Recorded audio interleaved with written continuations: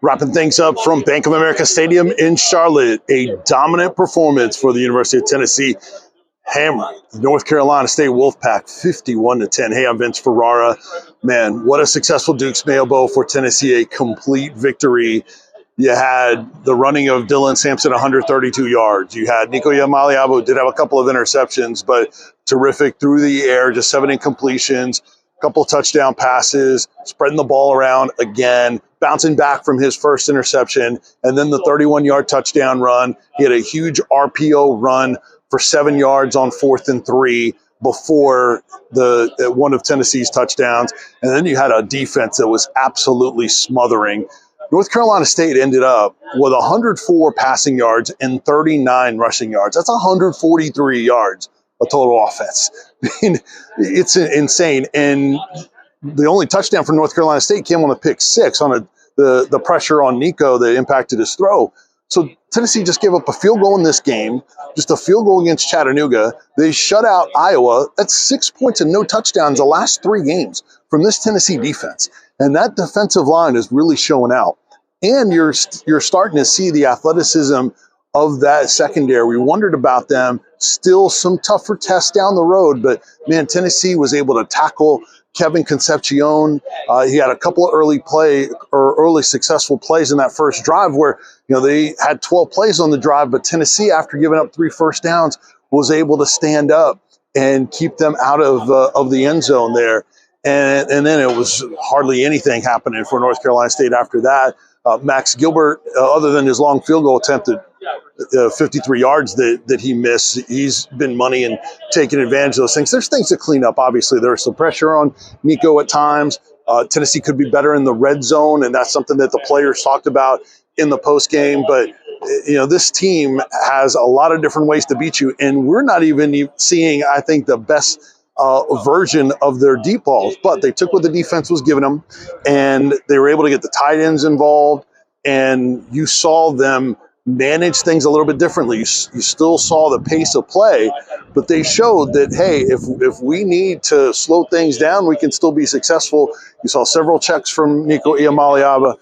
Man, the defense, that front was fantastic. Tyree West and all those guys, Keenan Peely and Arion Carter were terrific at linebacker for Tennessee. You had the pick 6. How about Will Brooks, man, the walk-on, who with his first interception of his career with the pick 6 at 85 yards out. When we're doing the postgame and talking to him, all the players are coming by, Brooksy, hey, Brooks. And everybody is so happy for him because he's a guy that's earned a starting role on this team coming from being a walk-on. And I know on the TV broadcast they were raving about Tennessee and how it looks like a top 10 team. I thought that during this game. And yes, North Carolina State is not the best in the SEC or that caliber of competition like what Tennessee is going to see in the SEC. But that's an 8-9 win team that would be a threat if Tennessee wasn't in good form, and Tennessee was. So a lot of things. Josh Heupel said he was proud of them. He told them in the postgame and to enjoy it, but then to be hypercritical of yourself and getting back to work the next day. So they will do that, and then it's Kent State next Saturday at Neyland Stadium, and then it's on to Oklahoma, where it'll go to another level of test for the University of Tennessee. But Tennessee moves to 2-0, gets it done. As far as we know, no Mayo bath or for Josh Heupel or anything of that sort. Tennessee just takes care of business, and they do it in good form here in Charlotte. Thanks for joining us.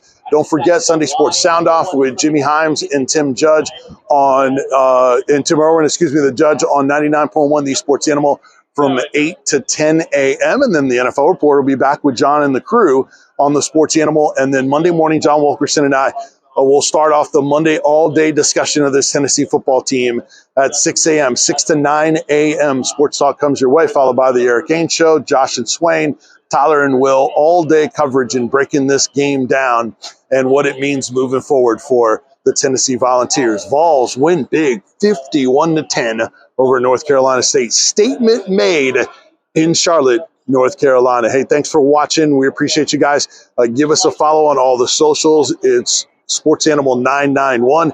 Our show, Sports Talk on 991. Myself, Vince Sports. Same handle on all the socials. Give us a follow, and then check out all the podcasts at 991thesportsanimal.com or anywhere you get your podcasts. You can subscribe to any of those feeds you find for our station. That'll do it. You guys have a great rest of the weekend, and we'll talk to you next week for Neyland Stadium, Tennessee, with a 51-10 win over North Carolina State. Good night.